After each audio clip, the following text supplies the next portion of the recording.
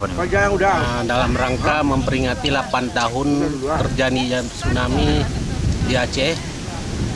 Di samping itu kita melaksanakan zikir bersama dalam rangka untuk mengenang arwah-arwah tsunami yang telah terjadi selama 8 tahun yang musibah yang lalu.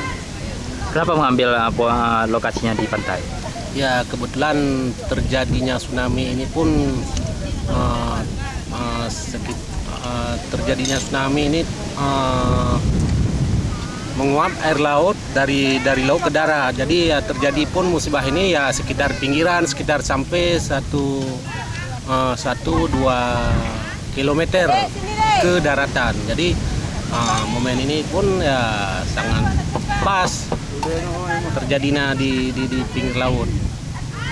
Selain zikir dan doa bersama, apa saja kegiatannya? Ya, kami insya Allah di samping itu kami berharap kepada pemerintah sampai hari ini yang sudah terjadinya tsunami selama 8 tahun ini, kami berharap kepada pemerintah untuk terbuka hati kepada orang-orang yang belum mendapatkan rumah, sementara ada sebahagian mendapat 3 atau 2. Nah itu pun kami tak masalah, tapi yang penting kami berharap sekarang ini ya semoga yang betul-betul kena tsunami, kami berharap semoga insya Allah untuk memperhatikan, membantu kami gimana caranya supaya kami mendapatkan rumah seperti mereka yang telah mendapat tempat duduk yang layak.